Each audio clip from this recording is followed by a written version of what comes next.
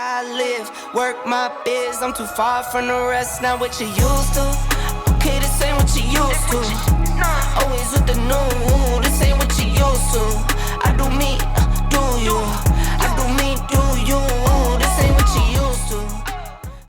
Well, before I can get to my farm work, I gotta start out by helping my 80-something-year-old great aunt. That's better. Let's get outside. Thank you, God, for overcast skies. Oh my God. All right, back to work.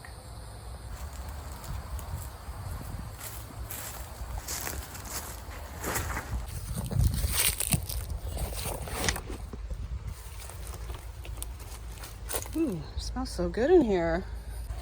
All this black gold. That's all worm castings. I see my guys were up here. Oh, there's one. Yes, you can keep worms outside all summer in South Florida. Works just fine. I didn't see much info about that, but I think I've got it figured out and dialed in now. Anyway, if y'all want a video about that at some point. Oh my gosh. Oh, I thought that was a snake. If you want a video about that, worm farming in South Florida, drop it in the comments. Normally I would push back some of this shredded cardboard and cover up my kitchen scraps that I'm gonna drop in here, but in the summer, this time in summer when it starts getting to be like 100 degrees perceived temperature, I like to more deeply mulch them to like insulate them a little bit more. So I'm gonna drop all my food in here and then put a fresh layer of cardboard. I'm actually gonna move most of the food to just 1/2 so that, you know, because as food is decomposing, it heats up, and if it gets too hot, they have a space, the worms have a space they can escape to. So I don't like to spread it all the way across the bed. The food, I feed one side, usually. Unless it's just like a little bit of food, but this is 2 weeks worth of kitchen scraps, so. They're gonna love these watermelons. I got mango peels, got all kinds of good stuff in there for them. I like to try to give them a variety. Yeah, I put onion peels, I put peppers, I put everything I eat, they eat, and they love it. And whatever they don't eat, maybe the black soldier flies will eat it. Black soldier fly larvae that come in here, or the spiders, or the ants, or all the other things that make this bin home.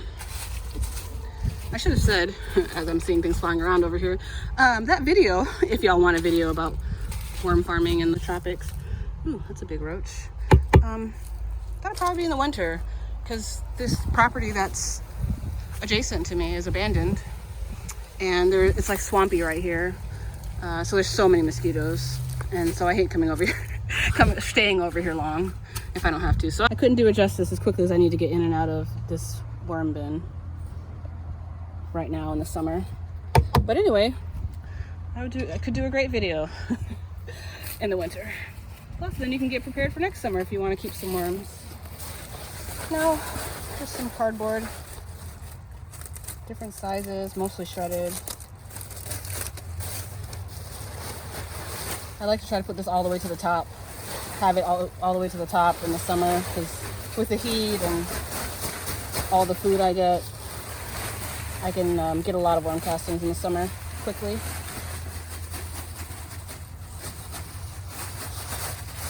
All right, spread this out.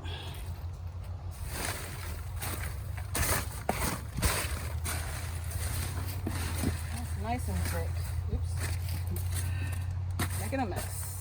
Yeah, I leave it all different sizes so they have different places to make home, all the different critters that live in here. Don't fuss too much about it.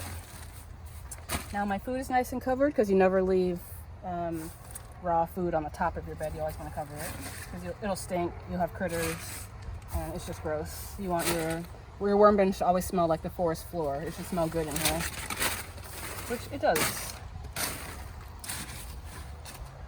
And then I'm gonna put a little rainwater across the top of this. I learned that trick because otherwise, if you just put dry shredded cardboard here, the ants are just going to take over the bin. If the cardboard is sufficiently wet, the ants won't be in it. I learned that from Mimi's Worms, who I bought these worms from. They're awesome. They're a worm farm in South Georgia. And I drove there, picked them up because I didn't want to ship them because I think it's pretty cruel. Anyway, and they were amazing, and they also they continue to consult for you after you purchase from them. This is not an ad, but shout out to Mimi's Worms. Anyway, let's get some rainwater.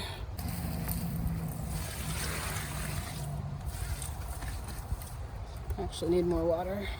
This is unintentionally becoming a worm farming video, but if you over wet the bed, the worms can't breathe. The worms breathe through their skin. So they do need to be moist, not dry. Their skin can't be dry. Oh, do I have water in here? Oh yeah, I got water here.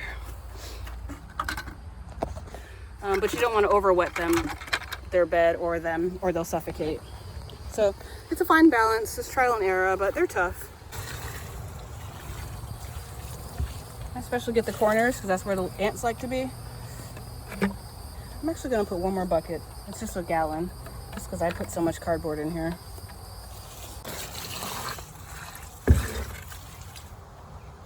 All right, and that's it. Close her up. See y'all next time.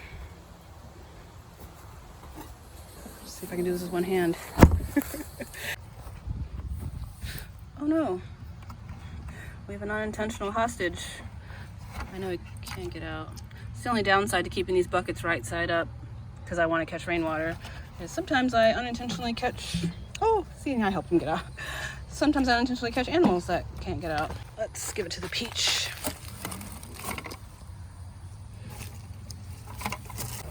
Always can catch a good amount of rainwater in my barrel.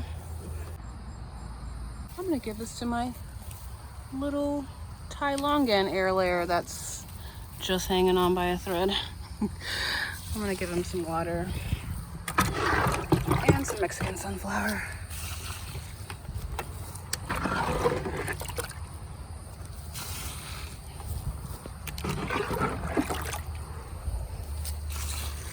Wow, it's about to rain for real. There's lightning. I thought there was lightning. Oh, there's thunder. Yay, we're getting rain, finally.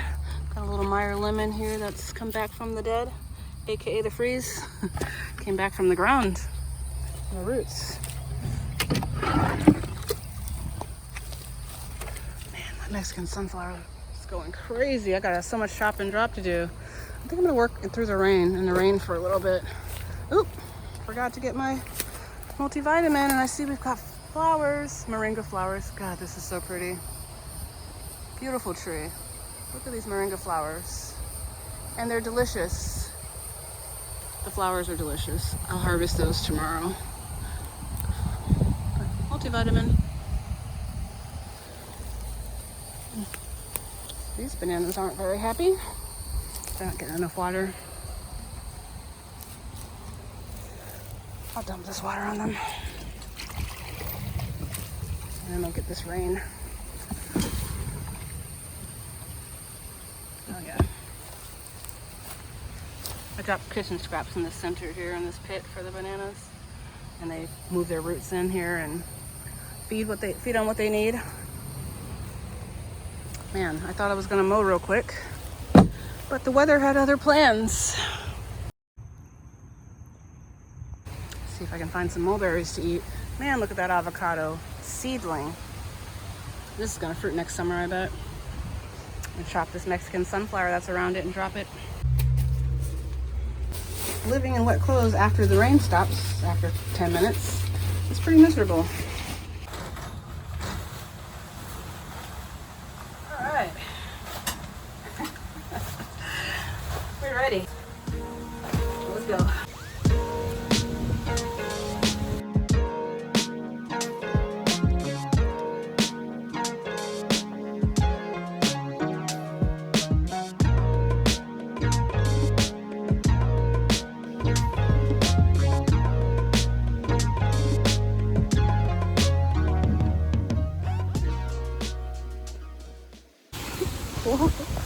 The wind is crazy.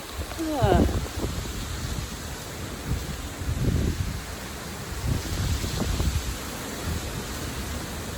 It's like a hurricane wind.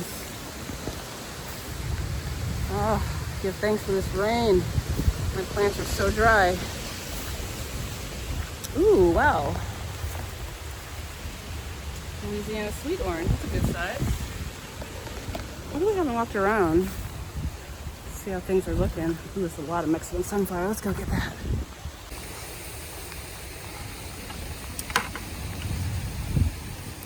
Oh man, my candlestick senna is flowering. Pretty. Oh, there's more flowers over here. Nice. You chop and drop this too. I do have seeds for this in my store, my Etsy store. It's linked below. But great chop and drop. It's beautiful. And look at this. I grew this from seed. It's humongous. Chop and drop, nitrogen fixer. It's also medicinal. Google it. Whoa, my consalvas have taken off. They are now trees. Beautiful trees. Wow, the Pakistani mulberry has gotten huge. I need to prune this before the hurricanes come. Still no fruit. Probably a nice hard prune will get it to trigger some fruiting. Okay, I need to add that to my to-do list. Ooh, speaking of fruits. They're not ready yet, but lots of dwarf ever-bearing mulberries. Oh, do I see it? Yes, I do. Hell yeah. Ready? Ooh, there's another one that's ready. Whoa, winds are crazy. Oh, these are like almost ready. I actually like them when they're kind of tart still. Not quite black or purple. My favorite thing to do this summer that I've discovered is taking my daily multivitamin, which if you're new here is I just eat fresh moringa leaves because it's the tree of life. Yeah, I take the moringa, fresh leaves. This is like double what I normally take, but I'll take it since I accidentally pulled it. And it's really bitter, but I eat these leaves, chase it with some really sweet mulberries, and it's so good. It's such a great way to get my medicine in. Oh man, most of my eggplants are looking so beat and dry, obviously, but anyway, it is what it is. Oh yeah, papaya. This papaya is gonna flower. I mean, it is flowering. It's gonna fruit soon. This is also grown from seed. Papaya, in case I haven't mentioned it before, great pioneer species for South Florida. They're not needy at all. I don't do hardly anything for this. Obviously, if you treat it better and feed it more, it'll fruit more. But it doesn't mind the soil. It does great. Fine in the hurricanes for me so far. And fruits from seed in under a year, which is unique for fruit trees. So yeah, winner. And it's beautiful. Ornamental, goes with our, palm sort of aesthetic. I like to take down these, once they get yellow, these lower leaves, and just drop it around there. But yeah, we'll feed this guy. See, we've got Mexican sunflower, and a struggly pigeon pea right here, and we'll just reach right across and feed it.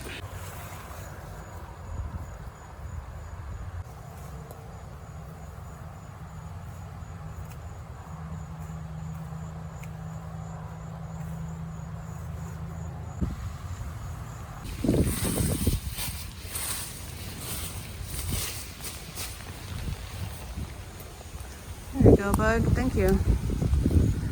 Thank you. While I was over here chopping, which I'll still chop and drop more of this Mexican sunflower, I noticed I have a really scraggly mulberry leaning over here, and then I saw the squirrels have gotten to my air layer. They took the foil off my air layer. What is that? 527? Okay, so that's about a month old. You can see the leaves are yellow, but it's not dead. So I'm gonna take that off and see what the roots look like. Might as well. And then, I don't know. I'm gonna chop. I guess I'll probably take this. I'll take this as cuttings because now I've let it get too long. Then I could probably get like 8 cuttings out of this because I'm gonna chop it down to where it's bending right there, and so it'll branch off there. And then I'll just take a bunch of cuttings rather than air layering it here and only getting one tree since it's so long. grabbed a few Mexican sunflower cuttings and I'm gonna plant up at the front of the farm because I need more Mexican sunflower up there.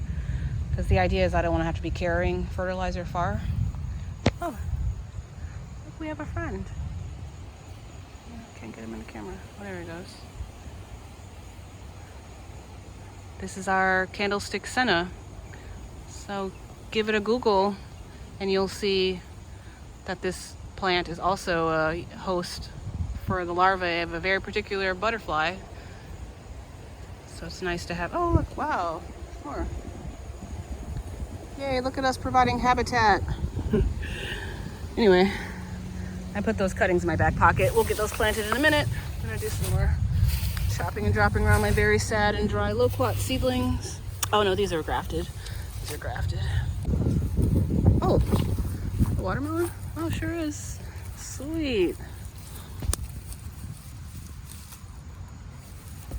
Nice. We'll find that main plant and fertilize it. Where's that? Oh, here it is. Little jack bean trying to come up. Katuk, another great pioneer species. I don't think I said it when we were talking about the cassava before, but another great pioneer for South Florida. Totally unbothered by the soil. I don't do anything for the soil. And there's very few plants that I can put out here that I don't amend my sandy, terrible soil at all. Katuk's another one. I don't do anything for it. Oh, got a lot of fruit on this dwarf ever-bearing mulberry. Fruits are super small, but it gives you a ton of fruit, even from a small tree, very quickly from a cutting. This is also a rooted cutting. Quick to fruit, they're small, they don't need much, but anyway, it's root not nematode resistant, unlike some of the other mulberries, like the Pakistani, that's grafted because it's nematode sensitive. Anyway, mulberries are amazing to have, and it's great chop and drop also when they get like really tall like this. And I can't barely harvest all the way up here, and it's too thin to really take it as a cutting or air layer. And if I need some chop and drop, I'll just chop it and drop it down. It'll grow back in a week. It'll be double the size. Woo, this wind is crazy. But still no rain yet. Come on, rain. We need you. I can hear you're near. Let's go.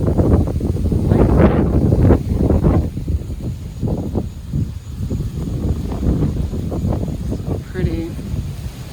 Love the quiet when it starts. I'm gonna turn y'all off and enjoy it and just do some more chopping and dropping. This Mexican sunflower's gotten really big. Ooh, let's see how this I have a jackfruit back here, seedling. I know it needs more water, but nope, terrible.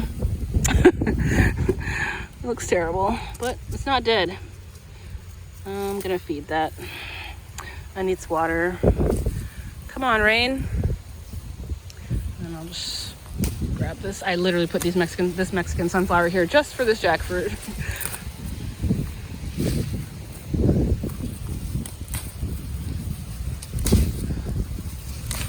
Hello, I'm sorry. Please don't die. There you go. I'm so sorry. I think you can do it. I mean, look at you. You're tough. Came back after the winter. Died all the way to the ground and bounced back. It's tough. All right, that's a nice thick bed of chop and drop. Eat up. Covers the soil to keep it cool, and it will fertilize. Oh, our jack beans back here really, they need to be cut. So I'm gonna cut them back and then feed these muscadine grapevines. There's a couple snakes that live back here though, so I need to be careful. But man, those Mexican sunflowers are ready to be cut. Pigeon pea. Got seeds for this in my Etsy store. Great pioneer. Nitrogen fixing, needs nothing done to the soil, and it's huge. It gets huge if you let it, but I just keep chopping mine back and feeding it. I put this here to feed it to my sugar apple seedling. Ooh, that's asking to be air layered. Yeah, we're gonna do that. Yeah. This died all the way to the ground, but it's come back. Okay, but that's another day. Let's finish. Well, not finish, but do some more chopping and dropping.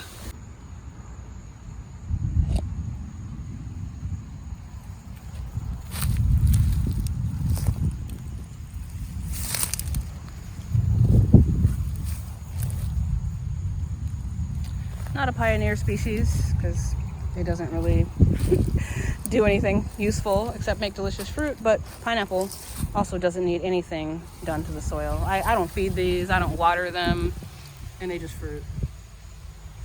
Grateful. Squirrels or something tearing at this, and a lot of unhappy leaves. Yeah, well, it's also very dry, but clearly the tree itself is not dead. And these air layers, well, I see this one's yellow. But look at that one. It's fruiting. Don't mind if I do. Thank you. And it looks great. So that one's, I'm optimistic about that one. Not so much so about this one, but I'll do that another day.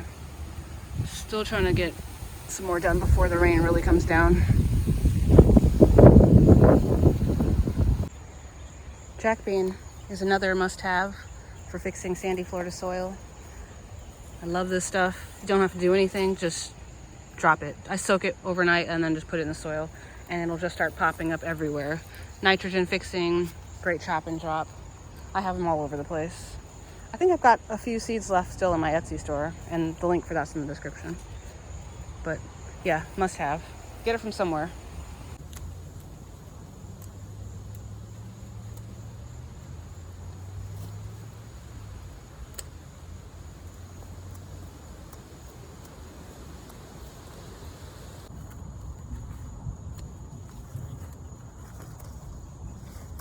Cut it back pretty aggressively, and this one next to it. Ooh. Some sort of bush bean. I just dropped these bush beans all around the food forest, fix the soil.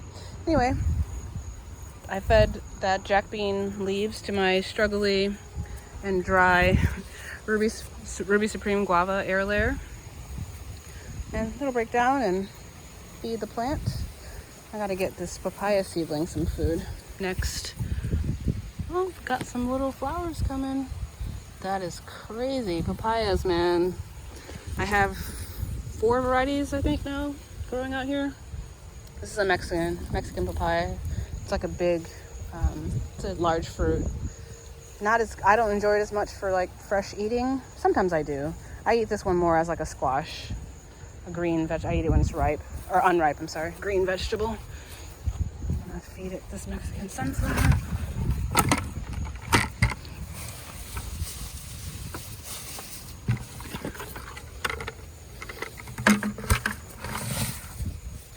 Need more. I'll cut this. Got these, got plenty more. I just finished I call it my OG agroforestry rows, my first 2 rows I put in at the farm. I'll walk you guys through and show you what I did, and then I'm gonna put this camera down because that took way too long with all the stopping and talking, and I just need to like get the rest of the farm. I mean, this is like, I've done like a quarter of the farm. So yeah, I need to put this camera down and get to it and just enjoy listening to the wind and whatever. But let me show you real quick these 2 rows. All right, 1 row, 2 rows, and a path. Mexican sunflower. I'm not going to tell you everything as we walk through, but I'll just point out a few things. This is a big Pakistani mulberry that I need to prune. Not today. Cassava. So there's, you can see I've chopped and dropped all along here. Everything that is going to be fed has been fed. I've got holes I need to fill for trees that have died or are not coming in very quickly. Anywho, this is the candlestick center we're back to, just to give you a frame of reference. Moringa tree seedling. Did I say this already for a pioneer? I don't know, but yeah, gotta have it. I think I still have some moringa seeds in my Etsy store. I'm not sure, but if I don't, I'll be restocking it when they drop seeds at the end of the summer. Cranberry hibiscus, lots of them. My little discovered watermelon. It's a loquat, katuk, dwarf ever-bearing mulberry, Pakistani, struggly eggplant, lots of cranberry hibiscus, peanut butter fruit tree that's dry and struggly, but I fed it some Mexican sunflower, and another dwarf ever-bearing mulberry. I don't know, I missed some things here and there. There's flowers, there's basil, it's African blue basil. Jack bean, canna lilies. There's Everglades tomatoes tucked in here around. Oh, there's another papaya. Did I put that there? There's all kinds of, oh wait, no, I definitely didn't, because look, there's two. Okay, those are volunteers. Right underneath this cassava. Well, that's not ideal. Not an ideal location, but definitely gonna keep them. I missed those. I'm gonna feed those, but otherwise, yeah. Moringa, papaya, yeah. Lots of stuff. This is some Everglades tomatoes. Another type of canna, a red canna. It's really pretty. Anyway, you get the idea. Variety, diversity, lots of chop and drop all around. Roselle. Jamaicans call that Jamaican sorrel. They call it sorrel. But I call it Roselle since sorrel is another plant altogether. I'm gonna take this grass out that I don't want here. Anywho, I'm gonna get the machete. I'm gonna limb up these cassavas a little bit. I like to kind of like lift the skirt, I guess they say, and drop these lower leaves always yellow and just drop. And I like to just come through with the machete and just tick them off. Same with the papaya. These little ones that start yellowing down low, I just cut them, drop them. I'm gonna chop back some of this canna lily as well. Actually, we'll put that on our newly discovered volunteer papayas. Yeah, and then I'll get to the rest of the farm, but I'm gonna put y'all down so I can work faster. Well, as you can see, the sun is setting. I'm out of my parka because the rain was just playing with me. It never rained. And I just kept chopping and dropping. And then I got stung by a bee, my first one. Well, as an adult, because I got stung by a bee as a kid and almost died. But I didn't die, or at least I don't think I'm dying. I feel fine, but I'm tired and it's really late and I need dinner. So yeah, y'all just use your imagination. I chopped and dropped. I transplanted some of my seedlings I brought from home, and I dropped some seeds. And yeah, I think that's it. Lots of chopping, dropping, planting, and watching my bee sting and like flinching every time something went by me. That's what you can imagine has happened in the last couple hours. Now I'm gonna go to my truck, eat some dinner, wait for the temperature to drop enough for me to shower, and do this all over again tomorrow. Catch y'all later. Almost forgot to take this guy.